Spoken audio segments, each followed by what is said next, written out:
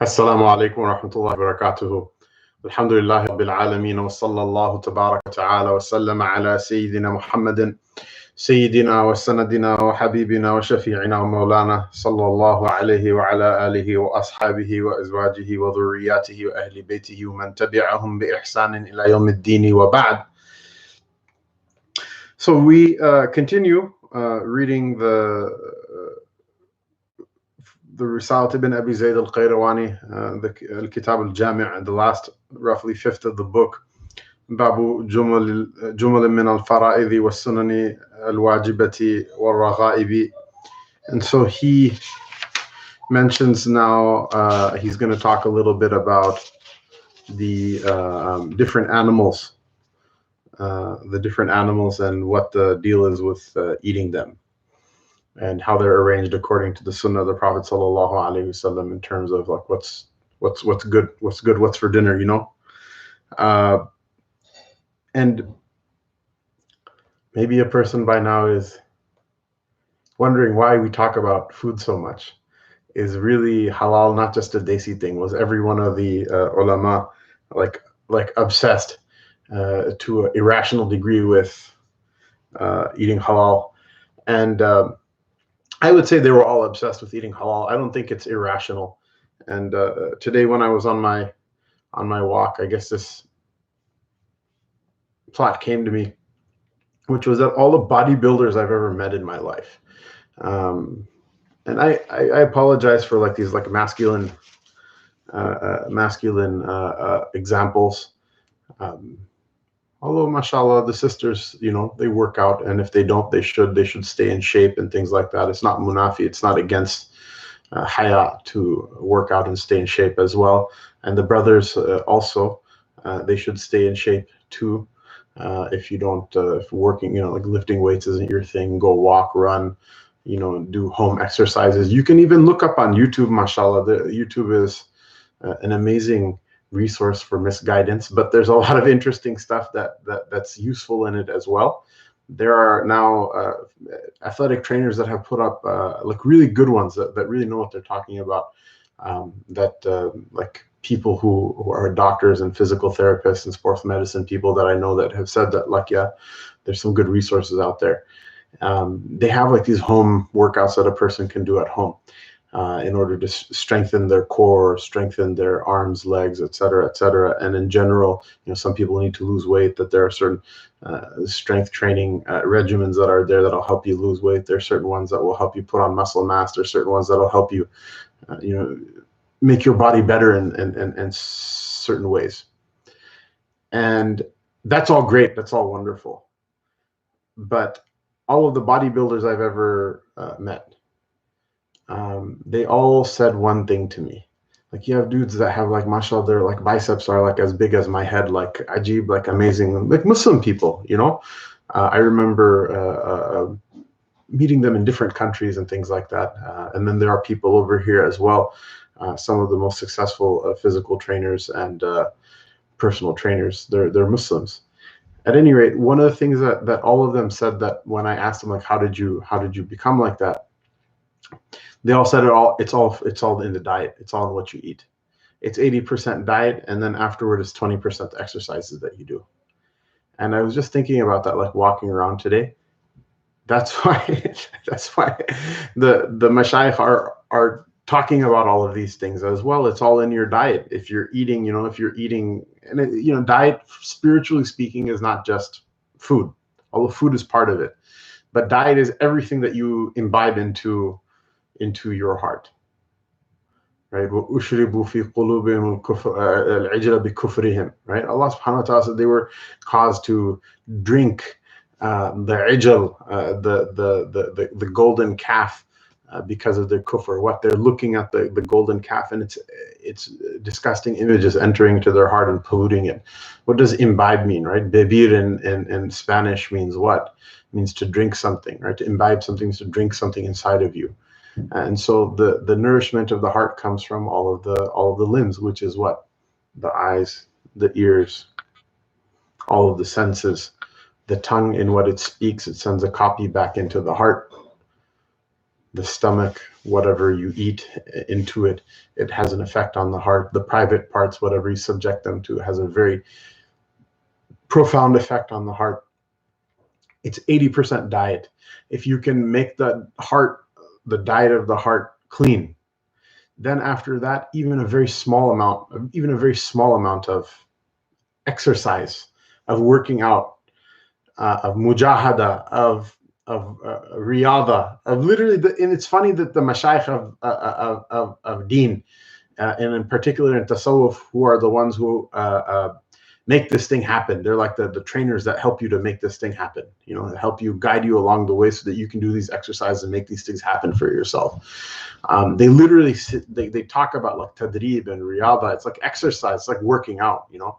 All of these spiritual workouts, you have people who have, like, mashallah, they're reading 1 sabara, 2 sabara, 1 juz, 2 juz, 3 juz, making khatam al-Quran, you know, slipping the tasbihs through their fingers until they break, mashallah. They're fasting, they're like really tiring themselves out. And what's the problem? The problem is this, is that, like, you know, you can't, one of the athletic trainers, he was saying, you cannot exercise your way out of a bad diet. You know, you can be sprinting like an Olympic sprinter. You can't do any exercise that's going to like free you from the bad effects, the evil effects of a bad diet. It just doesn't work like that. Not in the physical world, nor in the spiritual world as well. So this is one of the reasons. I mean, it's important. This is one of the reasons in the Kitab Jami', which is, you know, the Kitab al-Jami' is like the you know, it's like the defense of the Sunnah of the Prophet ﷺ. It's the most spiritual out of all the sections of a fiqh book, you know, of a Maliki fiqh book, is the Kitab al-Jami'. Why is it? He's talking about the importance of protecting your eyes, the importance of protecting your ears, the importance of being very scrupulous about what you eat, very scrupulous about what you drink, intoxicants. You know, what are the things that we covered so far, like all the different types of ill-gotten wealth. All of these things, they're like really, really important. And it comes back to something like Imam Muhammad bin Hassan al-Shaybani, one of my favorite Hanafis, mashallah. Allah subhanahu wa ta'ala increase his rank. A real wonderful and amazing guy.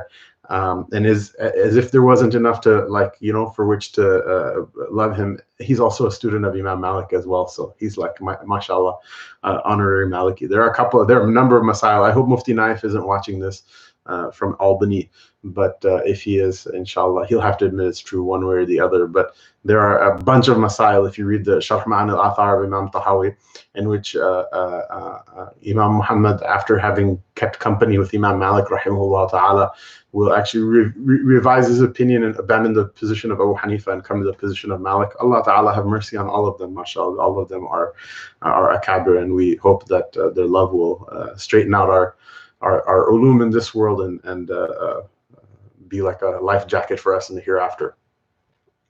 So Imam Muhammad, someone once asked him, like, you're like this like real spiritual person and big alim of deen, and whatnot. And it was intuitive in those days too, like what the connection between the Sufis and the ulama was.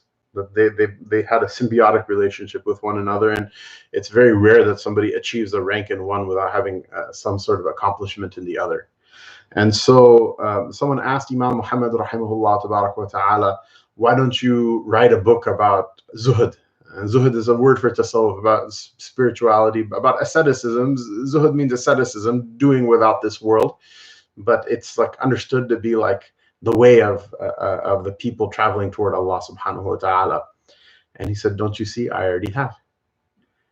And they're like, what? He said, I wrote the Kitab al-Buyu'. I wrote this book detailing like how a person is supposed to transact. Why? Because your suluk toward Allah subhanahu wa ta'ala is like your workout. It's like getting in shape. It's 80% diet, 20% exercise. The people who focus on the exercise without getting the diet correct, those people are problematic. Those people are, I mean, they're good human beings. Inshallah, they'll go to Jannah eventually. Don't listen to them. Don't lend them an ear. They're like thieves. They're like thieves. They will steal your akhirah away from you. They'll steal your ruhaniyah, your connection with Allah Ta'ala away from you in this world. And they'll steal your akhirah from you as well. You may still go to Jannah, but you won't reach the rank that you could have reached. Don't listen to those people. Those people, oh, don't be a Zabiha Nazi, and like there's only thing in the world is halal and blah blah. If everybody was concerned with only eating and drinking halal, dhulm wouldn't exist in this world. all of the lessons you need to know to understand what the mashayikh are talking about when they talk about spirituality. You need to learn them on the heels of earning an honest living, on the heels of eating and drinking that which is good and pure, on the heels of not polluting your eyes with the haram and your ears with the haram to the point where you mess yourself up. And if somebody is going to taste, if you like cook dinner and you're like, hey, how does this cake taste? And you're going to value their opinion. Don't ask the guy who's high on LSD. Ask the person who's like sane and sober. That person will be able to tell you. Everybody's all hopped up and tripped up on this haram to the point where good seems like a sin and bad seems like virtue. And there's like, mashallah, an ever expanding and never ending horizon of different genders in the world. لا تصح في الأذهان شيء إذا احتاج النهار إلى الدليل. Nothing is correct in a person's mind if you tell them it's daytime and they say, where's your dalil, where's your proof? And so this is all really important. This is all really important. If you want to be a person of deen, you got to get this right first, then tell people what your opinion is about saying Ameen out loud or saying Ameen quietly, or what your opinion is about this conference or that conference or this politician or that politician or this trend or that trend. Then worry about all of the stuff afterward. If you don't got this stuff right, all of the rest of it, the crookedness, the rot will pervade through all of the rest of your deen. It will pervade through all of the rest of your life. This is something that our mashayikh and our elders and our ancestors somehow understood, and we seem to have like ice skated by and swanned by this piece of understanding, and now we gotta relearn it again. Allah subhanahu wa ta'ala give us all tawfiq and tuba, glad tidings to the one who learns it before they leave this world. So he says, وَلَا بَأْسَ بِأَكْلِ سِبَاعِ الطَّيْرِ. It is not haram to eat predatory birds. وَكُلِّ ذِي مِخْلَبٍ مِنْهَا. All of those birds that have talons with them. What are the predatory birds like hawks and eagles and whatnot? I wouldn't imagine والله جلالة ملازمة لأكل النجاسات. And so there's a couple of issues here. Is that he mentions that jalala is that the animal that eats najas. So I know there's some karaha in it. I mean, it's makruh anyway in the Maliki school to eat these predatory birds, but there's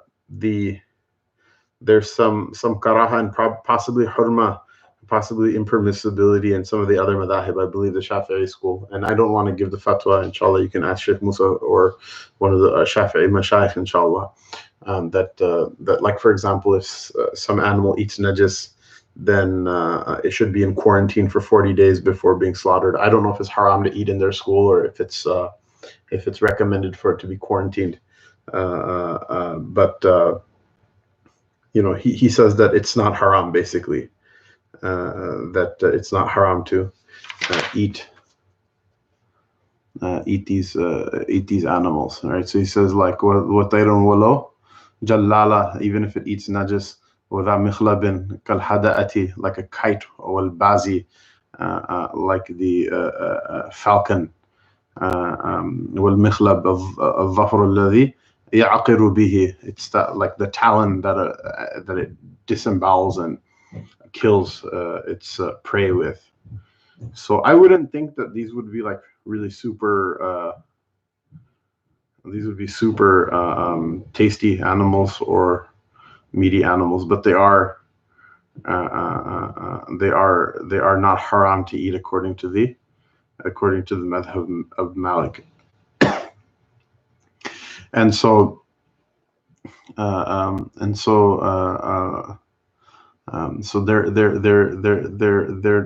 not haram. Like one bird I can think of that has like a mikhlab that's really nasty, that probably would be a tasty bird to eat, would be like a cassowary.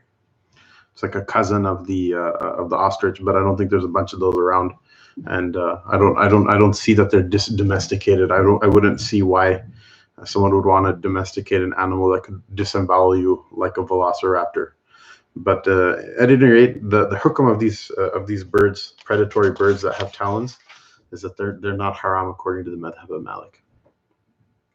ومن الفرائض بر الوالدين وإن كان فاسقين وإن كان مشركين فليقل لهما قولا لينا وليعاشرهما بالمعروف ولا يطعهما في معصية كما قال الله سبحانه وتعالى على المؤمن أن يستغفر لأبويه المؤمنين وعليه موالاة المؤمنين ونصيحة لهم إلى آخره. So he says that from the, then he continues to change the topic. He says from the fara'id, from those things that are obligatory in the deen, is being pious to your two parents. There's a birrul walidayn. This is from the first commandments of deen. This is from the most important commandments of deen. After Allah and His Rasul sallallahu'alayhi wasallam, the ones that you owe your respect and your honor to most, like the song, your respect and your honor to most after Allah subhanahu wa ta'ala and His Nabi sallallahu alayhi wasallam is your parents. And there is a difference of opinion amongst the ulama as to whether your father commands more respect or your mother. The muqtada of the hadith, the zahir of the hadith would indicate that it's the mother. But the ulama do have some discussion back and forth. Obviously, a person should show softness more to his mother, and she may need his or her tenderness more than the father does. But in terms of honor and esteem, there's a difference of opinion with regards to which of them receives taqdeem, which of them receives priority, especially if there's an order that is mutually irreconcilable, that one tells you to do one thing and the other one tells you to do another. So a couple of addenda before moving on with this topic. One is that there is one exception. There is one person other than Allah, other than the Rasul sallallahu alaihi wasallam from the creation, and then obviously above the creation is Allah, that receives more respect from a person than their own parents, is the husband of a wife. The husband of a wife. And this is something that I think will probably offend modern sensibilities, but it's something we've discussed in other places as well, that the social relations in Islam, many of them are hierarchical. And so there's a hierarchy between parents and children, that the parents deserve obedience, they command obedience over the children. And just like that, a husband commands obedience from his wife.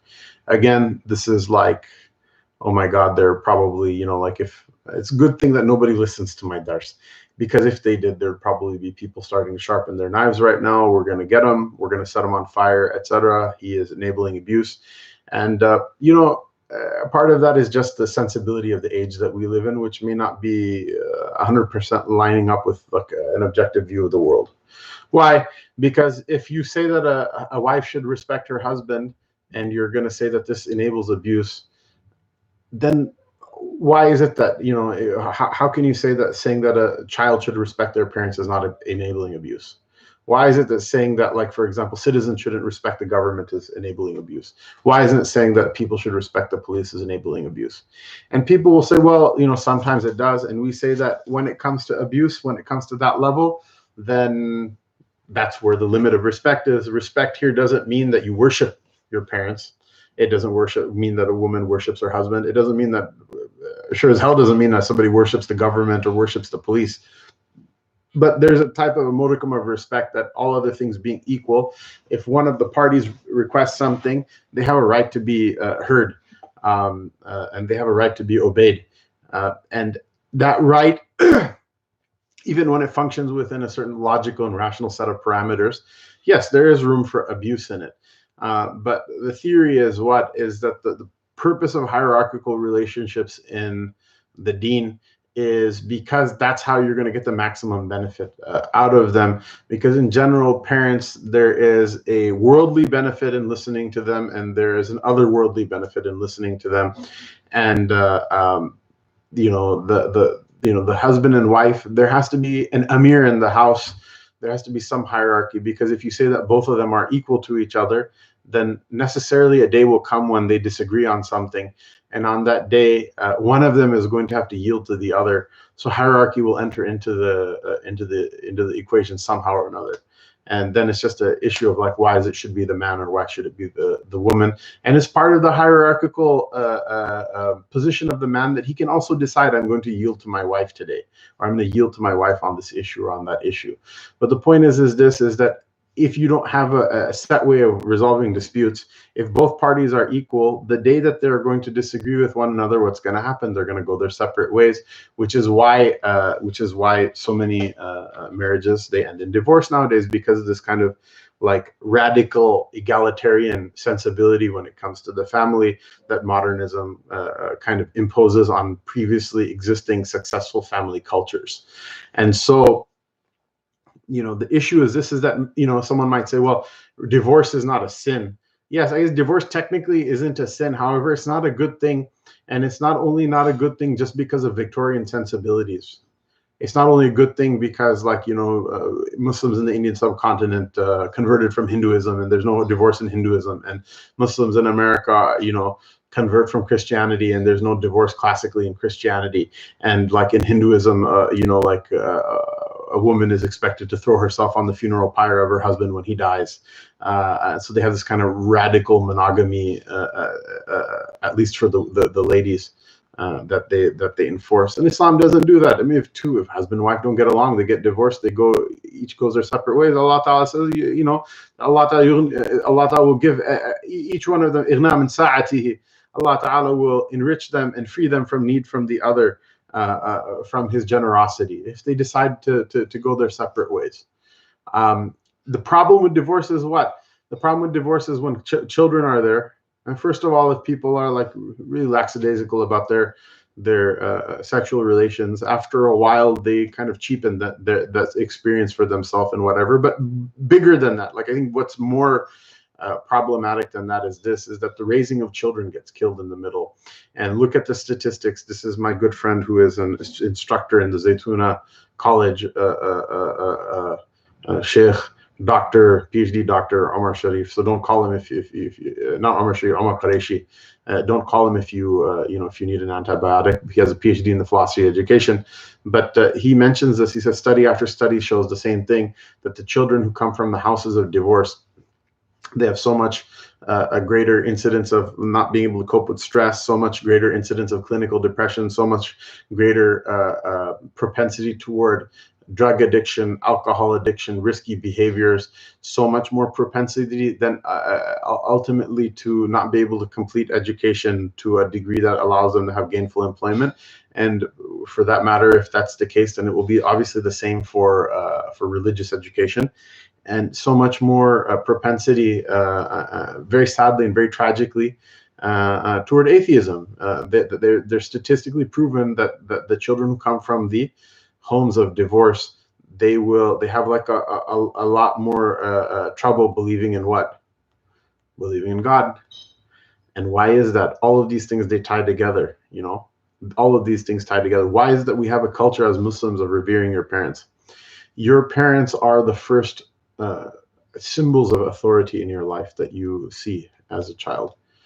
The first symbol of authority is what? Is your parents. When you learn about Allah subhanahu wa ta'ala, subconsciously, this is my own Hamzian theory, Hamzian psychoanalysis, so you can take it with a grain of salt. It's like we've now taken like somewhat of a field trip out of Maliki Fiqh, so you can take it or leave it. You can leave your comments about what, how baseless you think it is. But, your parents are your first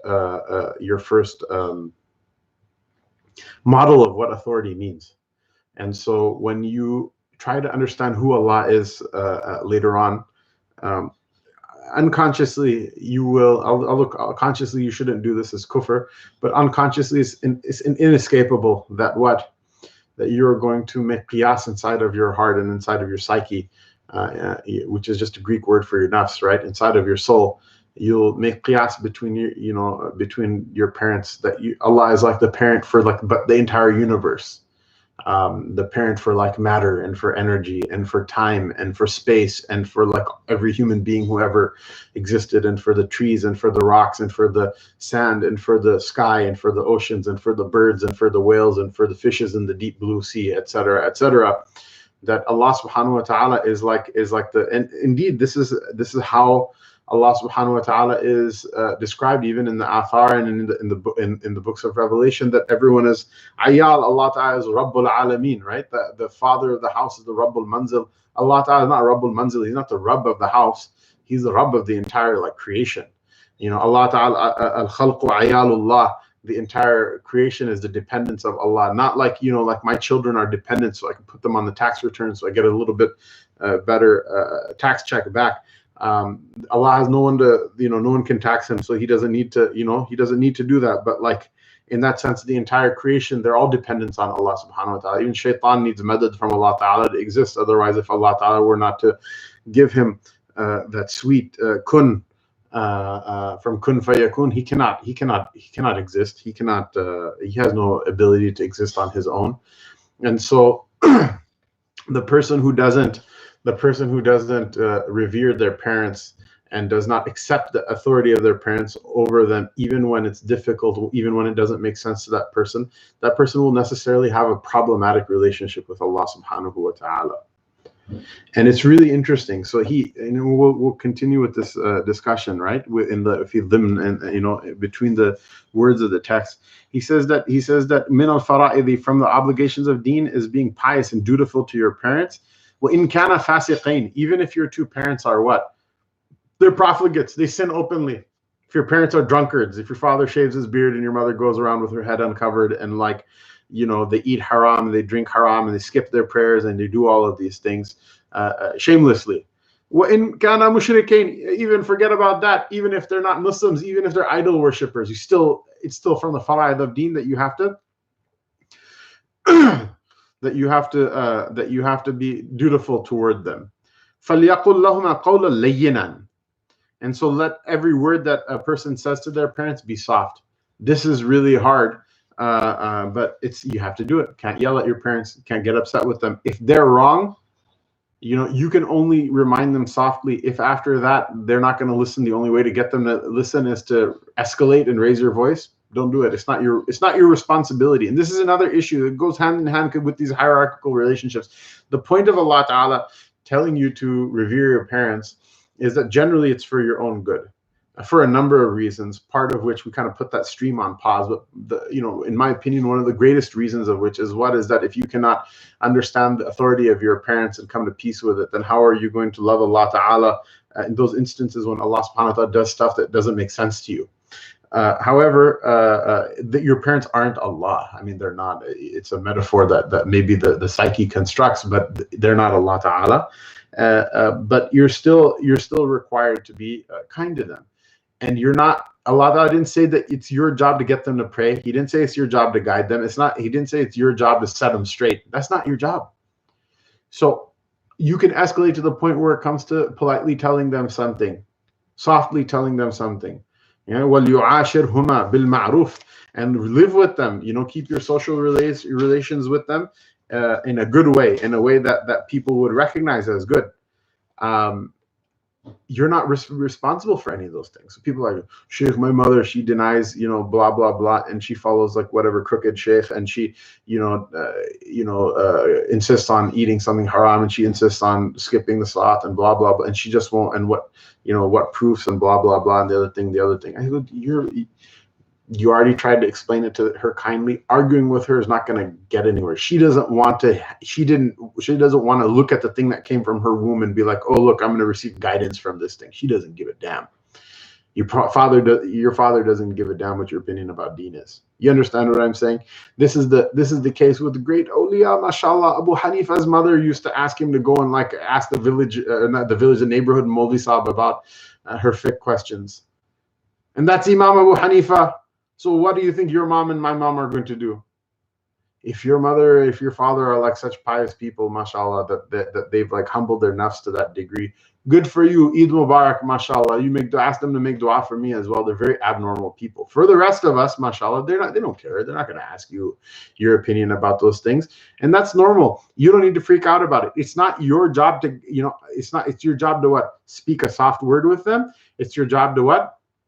To deal with them and treat them nicely and treat them kindly. It's not your job to to make sure that they receive the path of guidance and that they pray all their sunnahs on time, and that, or that they even follow the deen beyond whatever you can get them to follow, by being kind to them and by being sweet to them, by being good to them, by speaking nicely to them. The rest of it, Allah Ta'ala is not going to ask you about it. But if you're a jerk in the process, if you yell at them, if you tell them off, if you break their heart, if you make your mother cry, necessarily you will pay for this. And sometimes you'll make your mother cry. Why? Because she really didn't want you to pray your 5 daily prayers, and you prayed them anyway when she cried. This is a problem. It's a problem that's mahdud. It's limited to this dunya. It will pass. In the akhirah, you won't be responsible for it. However, in this dunya, still breaking your mother's heart will cause you some difficulty in this dunya. And that difficulty will be recompensed with more good on the other side. But this knowledge, you should know this knowledge, what? As an incentive for you to circumnavigate, to do things, to go around problems with your parents. Don't go head on into them. If you know your mother is going to cry if you pray, like, hide and pray. Don't tell her that you're praying. If you know her going to dars or like whatever is going to cause her like grief and taklif and all of this other stuff, hide it from her. Hide it from your father. Don't tell them. And why? Because your parents aren't God. They're not a nabi that you have to tell everything to. There's nobody that you should have such an open relationship with, that you tell them everything and give them complete honesty all the time from the creation. Nobody. There are certain secrets you should keep to yourself. That level of honesty is a type of stupidity, and that level of honesty is what is really, it's a very selfish act on certain people's part. Nobody, not your spouse, nothing. If your wife asks you, like, how do I look today? And you're like, well, honey, you look really old and you look tired and you're overweight. And like, it seems like that last child really killed you. Astaghfirullah, you're going to actually say that to your wife? Are you actually, even if it's true, you're going to say that to your wife? You're going to say something like that to your mother? Your father, no. You're not obliged. You're not a prophet that you have to go around and tell everybody everything all the time. You can first of all, it's a very difficult lesson to learn in the age of everybody posting everything, and I probably still need to learn it myself. But it's okay to shut up sometimes. It's okay just to not say anything. And then when somebody asks you something, it's okay to give a very vague and general fluffy response. Okay. If someone went to madrasa, they'll know that you're doing that to them. Why? Because we're very trained at textual analysis. If you're talking to a lawyer, they'll know that you're doing that. Most people in general, specifically like your mother or whatever type of people, if you give them a fluffy response, all they want is they just want to make small talk, and they want to feel like you're engaging with them. They want to feel like you're paying them attention, and that's it. They don't really actually care what the answer is, right? Whereas you're focused on the answer. You're going to tell her something. You're going to say something that makes your mother upset. You're going to say something that's going to make your mother cry and screw up your dunya and screw up your akhirah if it's something that's not like her commanding you to haram. This is exactly what Ibn Abi Zayd says. He says that the natural parameters for this hierarchical relationship is what? Is that you have to speak kindly to them and softly to them, and you have to be good to them. And if they tell you, they make you do something that's haram, then you're not allowed to obey. And so much so that the ulama say that your parents then get the ikhtiyar, they get the option of difference of opinion, even if they're not even Muslims, and they could give less of a care about madhab and this and that. But they get the benefit of difference of opinion. If your mother tells you to do something, if your father tells you to do something, if you need to do something in order to make them happy, this is a valid reason to take a rukhsa from the muftabihi opinion of another madhab. And I say muftabihi meaning what? That if you can go to another madhab, and it's not like some screwball obscure opinion, your mother told you to go outside like buck naked, and like some mufti from Birmingham who claims to be like a Maliki but really isn't says, yeah, this is an okay opinion, ha ha ha ha ha, right? No, but we're talking about like an actual mufti of a different madhab. You're following the Maliki school, and this is like a Hanafi opinion, or you're following the Shafi'i school, and this is a whatever, like something like that. The Muftabi opinion, the actual opinion of another school, it's worth taking a rukhsa in order to make your parents happy.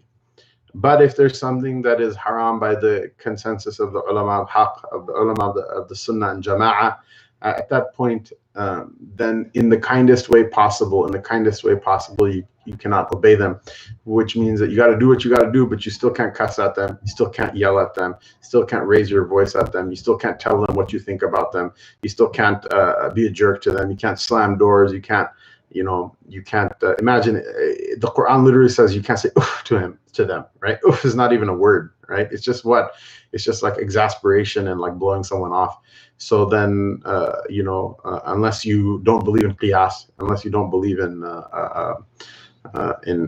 rational analogy, not saying oof to them being haram is probably proof that cussing at them is haram as well, calling them names haram is haram as well, and definitely beating them or like whatever is haram as well. And so this is where the fiqh should meet a little bit of art, a little bit of common sense, a little bit of style. How is it that you're supposed to live? And that is, if you know that doing something that is necessary for you in the deen, and that the omission of which is haram, or not doing something that is haram, the non-commission of which is part of deen, if you know that that's going to be an issue, then find a way to circumnavigate the problem. Don't share all your information, don't put out all your cards there. If you know someone, your parents are going to give you a hard time. Some of them are like, some people literally, this is a psychological condition that they have. They need attention, and they would rather fight with you than them not being the center of attention, and them not being the center of attention while being civil and calm. And do you think people, do you think narcissists don't have children? Do you think people with like other like megalomaniacs don't have children? Do you think like people with these conditions, all of them have kids? If you happen to be one of their kids, you're going to have to smarten up. You're going to have to wise up how you can circumnavigate these things. In this sense, this is something I'll mention again as well, because I think it's relevant to the topic. But I think sometimes like kids that are bad kids are actually more pious than quote unquote good kids are. So you have two brothers, Zayd and Amr, right? Zayd is very pious, and he like goes to all the durus, and he halaqat, and his beard is good, and like he's memorizing Quran, and he's like saying no to drugs, and he's not messing with the girls or the boys or whatever people mess with nowadays, and he's flying straight. And and his mother's annoyed with him. You should spend more time at school, and you should join the basketball team, instead of wasting your time with all this religion stuff. Okay, we're Muslims, but like this is too much. This 5 times prayer, all this extremism. Okay, and then there's Amr, who's his brother, who is what? The guy's a stoner. The guy goes and like gets high every day. Gets he likes to inhale the Punjabi botanical product. And obviously the mother wants the kids to like become doctors and make a bunch of money. So she's not happy that the stoner will go and get stoned either. So when it's like, hey, Zayd, where are you going today? I'm going to Dars. I'm going to go to Maliki Fiqh Dars. I told you stop wasting your time with that. It's the deen, I have to go. And the person has like their own mind's image, their own heart's image. They're like, like dying the alamo, shaheed for the sake of Allah. All they're doing, they're bothering their mother, and they're sapping and destroying the barakat in their dars. They're destroying the barakat in their life. They're destroying the barakat in their rizq. Your parents being upset with you, because people love money. So your parents being upset with you will taint your rizq. It will be a cause for poverty. It will be a cause for that rizq that was like part of your original allotment being diverted to other directions in order to make up for your parents being upset with you. And like Amr, the stoner, where are you going? He's not going to tell his mother, I'm going to go get high, because that would break her heart. That would make her cry. That's a type of piety as well. Not to say that it's okay to lie, right? But there's a way. Where are you going to go? Where are you going to go? Where are you going right now? I'm going to the park. He'll pass through the park on the way to get stoned. Maybe he'll get stoned in the park as well. Getting stoned is haram. It's a sin. However, the point here is that he didn't put on top of the sin of getting stoned the sin of breaking his mother's heart. Whereas Zayd, he's going to do something good, and he's sabotaged the good that he's doing by what? By breaking his mother's heart. So don't argue with your parents. Have like a non-aggression pact. One-way non-aggression, unilateral non-aggression pact with your parents. Submit. Just say, I give up, you know? And do those things that allow you to circumnavigate around busting it up with them, and just make them happy. You know, do those things that make them happy. Don't be a jerk. Don't say something or do something in front of your mother that's going to upset her, in front of your father that's going to upset him. You know, do and say those things. Be fake around them just to make them happy. You know, you don't lie. Lying is still haram, but there's ways of, like, you know, just making mudara'a, you know, and mudahana, that you're just like being that person they want you to be for the 15 minutes that you interact with them in the day, and then moving on. You know, if that means that you get I got a job in another city, I have to move away or whatever, and they're not gonna, like, you know, like, it's not like they're gonna, like, rot, and they can take care of themselves and whatever, and, you know, they don't need you, like in that sense. Go move to another city to avoid getting into problems with them. You know, if you're going to stay home, they need your help or whatever, and the only way you can help them is with, you know, you going to the house cussing at them like a million, sorry, not you cussing at them cussing at you like a million, like, bad things and horrible things and hurtful things, right? Don't listen, especially your mother. Don't listen to what she's saying. Don't listen to what she's saying, right?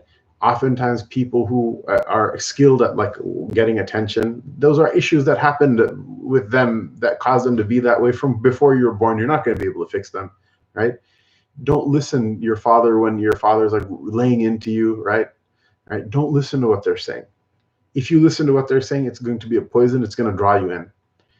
And this is not just like with parents, okay, spouses, with siblings, all sorts of different people. Don't listen to what they're saying when they go in these emotional tirades and try to be, like, as hurtful as possible. And some people do that. That's like, they feel like they're going to get shifa by, like, hurting you. You know, they feel like they're going to get some sort of shifa from whatever bad feeling they have in their heart by letting the poison of their nafs out at you.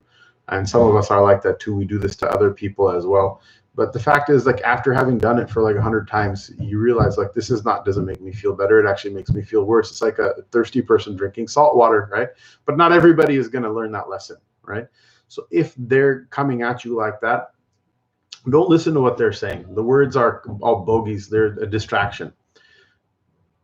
Dispense with the words. Look at what's inside the heart. You know, if this is a manifestation of someone's dysfunctional relationship with their father, if it's a manifestation of someone's neglect that they receive from their own parents or from their other siblings or from, you know, some other thing, if it's a manifestation of illness or it's a manifestation of what, just look at that and just feel sorry for that person, that this is a human being that's hurting right now. I feel bad for them. You know, just leave it at that and do your service that you need to from them and move on, you know, move on. Get out. This is the way you're going to navigate it. I promise you, Allah subhanahu wa ta'ala sends certain people to make your islah, to make your rectification, to fix what's broken inside of your heart in order to make it worthy of being accepted by Allah ta'ala. And the hardest islah is the islah that happens for takabbur, the islah that happens for arrogance. If you think you're someone, if you think you're smart, you think you're rich, you're successful, you're important, whatever, the hardest islah to take is the one that breaks the takabbur inside of a person, that breaks the arrogance inside of a person. And generally speaking, that type of islah cannot happen at the hands of a rational person. It cannot happen at the hands of a rational person. So you'll have to deal with these irrational types of things in order to learn this lesson of being humble. Because, you know, like when your parent cusses you out, and you know in the shari'ah that the haqq is on their side until Yawm al-Qiyamah. Before that, you're not going to get any help from any quarter. And you just have to shut up and take it. And you know, all you can do is try to mitigate the amount of damage it does to you. But there's going to, even people who have relatively good parents, and someone might say, well, my parents aren't like so horrific. Alhamdulillah, my parents aren't so horrific either, mashallah. But dealing with the public, some people, unfortunately, they cannot say that they're not with a straight face or without lying. But the point is that like the amount of humility you have to be able to have in order to take this and just like keep going. It is something Allah is making your islah. He's rectifying your heart so that you don't have to suffer humiliation on the Day of Judgment. And it's way better to take it, and it's way easier to take it on this side than it is to take it on that side. And so this is important. This is where the rubber meets the road. The thing that we were talking about from before with regards to authority is that if a person can't make peace with the authority of their parents, their mother and their father, that gave them life, that person oftentimes won't be able to make peace with Allah subhanahu wa ta'ala, because Allah will do things that you may not like. And the Lord is the Lord and the slave is the slave. The lowest darajah of iman is that you should at least be patient with those things that Allah did that don't make you super happy. Then there are other, there are some people who they become they become drunk and ecstatic on the divine remembrance, and there's a way of getting there as well. And it's not the reason that the reason that we take up the spiritual path, but sometimes it does help a person get through some difficulties, where a person will then rejoice at things that a normal person wouldn't rejoice at because of their ishq and their love of Allah Ta'ala. But the lowest form of iman, if you can't do that, there's nothing less than that, is to at least be patient with those decisions Allah makes that don't immediately make you happy. And a person has to do that. And this reminds me of one story I wanted to share with you, that I went and visited Allama Khalid Mahmoud. Allah subhanahu wa ta'ala give him long life. He must be very close to 100, and he lives half his year in Lahore and half his year in Birmingham in the UK. And he has a very interesting darvish khana. His khanqah is next to the Jami' Masjid in Birmingham, and it literally is like a very, very humble place where the fuqara meet. It's a very humble place. Humble, not just as in I'm wearing really nice clothes and saying CD to everybody. That's there too, I guess, but in the sense that it's a very rudimentary, half-built building. Probably would be condemned if it got inspected too closely. And mashayikh and fuqara gather in that place to make dhikr and to hear the sheikh's talks, and where the sheikh does his work, and where the students of knowledge that help him, because he writes every day, they help him edit and prepare his works. And it's really interesting that his majlis is has a good mix of people who are very intellectual and very ilmi in the Islamic sense, and very intellectual in the university sense, and then very spiritual, and then just regular Joe people who are this is their village Mulana or their local Mulana Sahib that they just go to hear his Darsh tafsir or whatever. And there's something there for everybody. It's an interesting experience. At any rate, Allama Khalid is one of our beloved Mulana Sheikh Amin Qulwariya, Sahib Dar al-Qasim, one of his teachers. And you can see some of the phase of the student in the sheikh, and vice versa when you visit him. Allama Khalid told us a story. He said that when he was and this must be the 40s or something, pre-partition, when Maulana Khair Muhammad Jalandhari rahimahullah ta'ala, he had a Dawra tafsir in the summer in Jalandhar, which is now in East Punjab, which is unfortunately, except for the one district of Maler Kotla, has been completely desolated of its Muslim population. Wal-'iyadhu billah. So Maulana Khair Muhammad Jalandhari had originally his khanqah and madrasa and all that stuff was in Jalandhar, and now it's moved to Multan. The famous madrasa of Multan, Khairul Madaris, is named after him. Maulana Qari Khair Muhammad Jalandhari rahimahullah ta'ala, that he was teaching, and he was talking about this topic of al-walidayn. He was talking about this topic of al-walidayn. Of piety toward one's parents. And he said that there was a student, his name was Ismail, And so Ismail, he started to argue with the sheikh, and he says, why should I show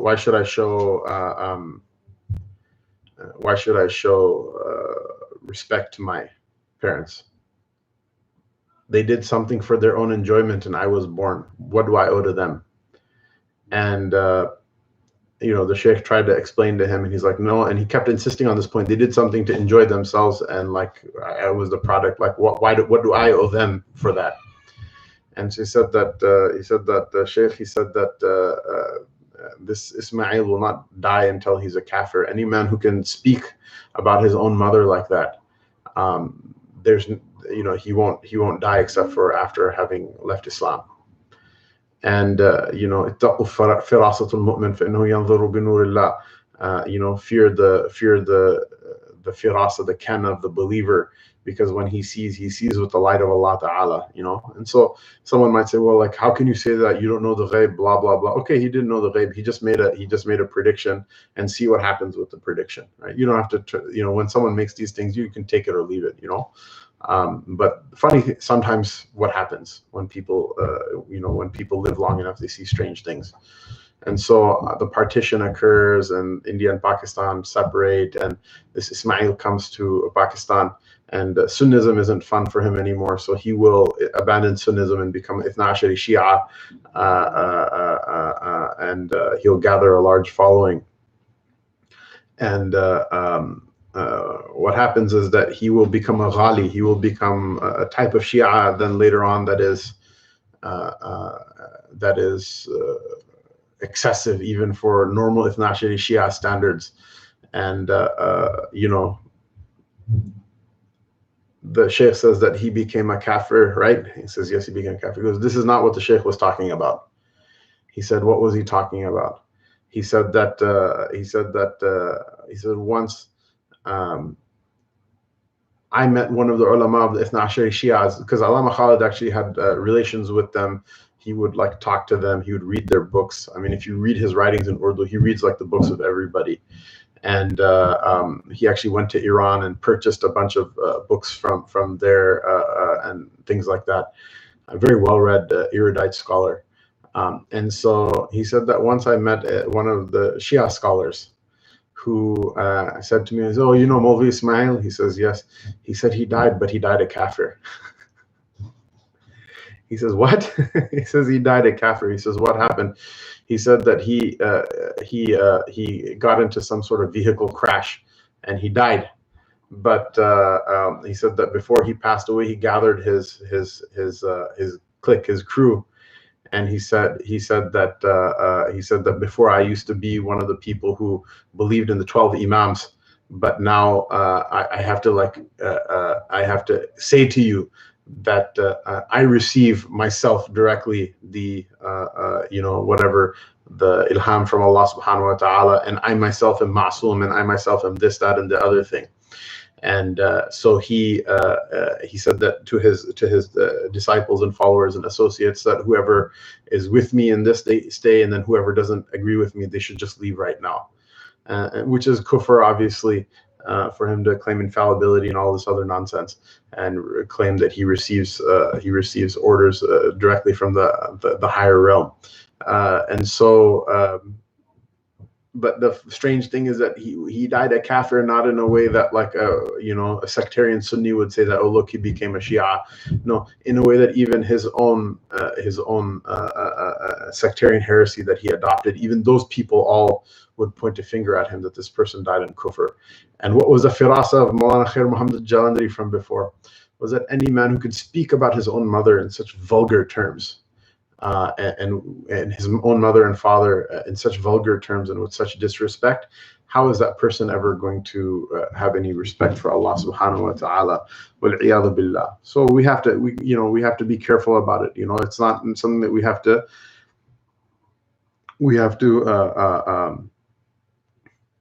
don't worship them, but we have to make ri'ayah and just be careful about what place our parents hold in our hearts, because once that's gone, there's very little barrier between us and not revering the maqam that Allah subhanahu wa ta'ala is supposed to have in our hearts. Wallahu a'lam, Allah ta'ala knows best. وَلَا يُطِعْهُمَا فِي مَعْصِيَةٍ. And despite all of this honor he gives to them, if they tell him to do something haram, he's not allowed to obey them. And it's just as Allah, transcendent is He, above blemish and most high, has said that the believer, it is his responsibility to seek forgiveness for his parents. It's his responsibility to seek forgiveness for his parents. And while they're alive, that's for everybody. If someone's parents are not on Iman, one must constantly be asking Allah Ta'ala for their guidance, and one must constantly ask Allah Ta'ala for their well-being and their welfare, and that Allah keep them in a good state. If they're in Iman, then when one's parents die, even if they did great bad to them, great harm to them, even then a person should keep asking Allah Ta'ala to forgive them, and a person should strive their best to themselves forgive them, and a person should give sadaqah in their name, and a person should make dua for them whenever they remember, when they go on Hajj, when they go on Umrah and Ramadan, and all the times when the du'as are accepted. And this is a great vehicle for barakah from Allah subhanahu wa ta'ala, whether or not those parents deserve it or not. You will see that there's a benefit in one's relation with Allah Ta'ala, and an increase in uns between the slave and between the Lord, by showing piety and dutifulness toward. What does piety, what does bir mean? Bir means piety, meaning what? In particular, showing dutifulness, that this is a commandment that you're given, so you are not going to abandon your post, you are not going to abandon your duty, even if everybody else does.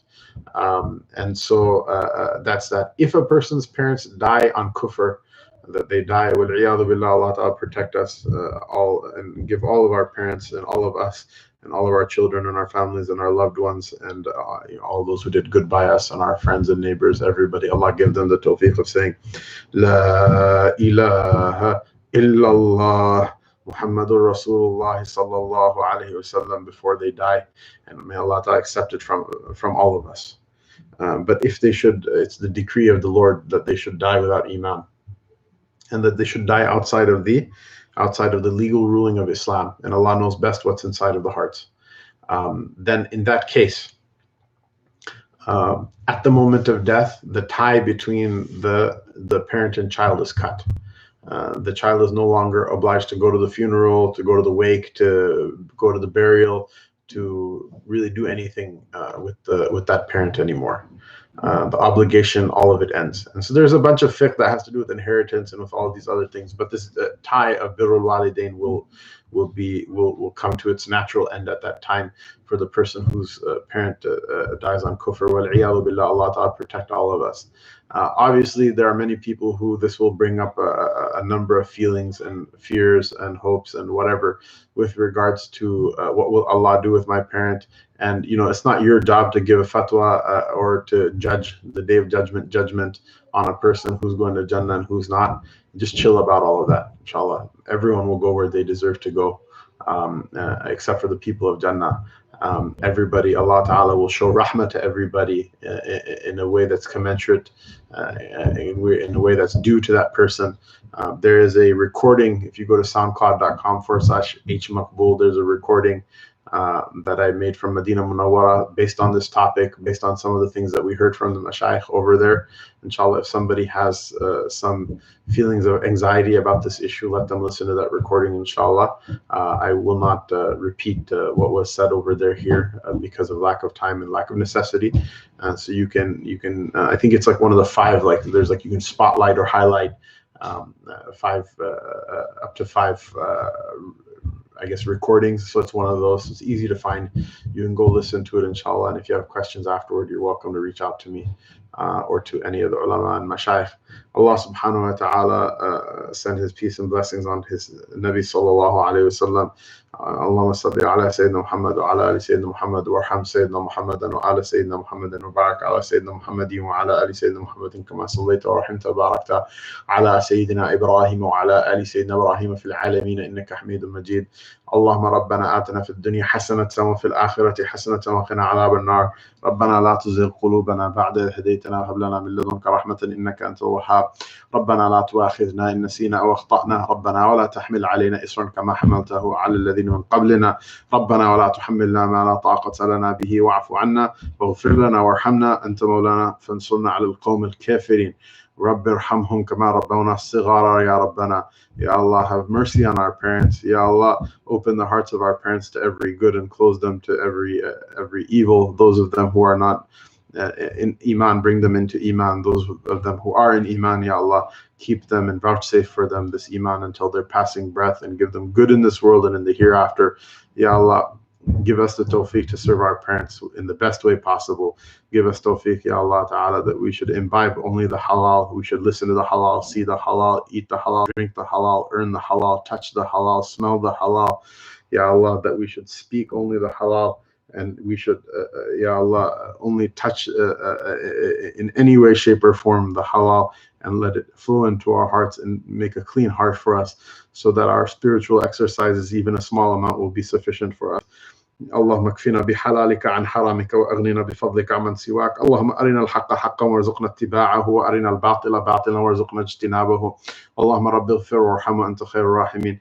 Ya Allah, speed and hasten the day that our masjids open again, and that we can step in with our right feet and say, oh Allah, open for us the doors of your mercy. Ya Allah, speed for us the days that the Jumu'ah and the Jama'at should gather together again. Ya Allah, Ya Allah, give us barakah in Ramadan, whatever it's your decree that however our Ramadan should be passed. Ya Allah, give us barakah in it, and give us barakah and nur and ruhaniya and fath, Ya Allah, and madad and ta'eed, Ya Allah, and nasr from min indik, Ya Rabbana, in this month of Ramadan, and give us the honor of passing with La ilaha illallah in our hearts and on our tongues. Wa salli wa sallam wa barak ala Sayyidina Muhammad wa ala alihi wa sahbihi ajma'in. Ya Allah, I received so many requests of brothers and sisters every day. More and more of them are sick with this disease and are passing with this disease, and their family members are sick with this disease and passing from it, as well as all of the other troubles that people have in the dunya. Ya Allah, Ya Allah, Ya Allah, heal the sick quickly. Ya Allah, those who have worries and woes, Ya Allah, calm and soothe their hearts. Ya Allah, whoever has any difficulty or any danger that's imperiling their deen or their dunya or their akhirah, Ya Allah, remove it from them. And Ya Allah, remove them from us as well. Wa salli wa sallam wa barak ala Sayyidina Muhammad wa ala alihi wa sahbihi ajma'in. Subhana rabbika rabbil izzati amma yasifun wa salamun ala al-mursalin walhamdulillahi rabbil alameen. Allahumma taqabbal minna barakatul Fatiha.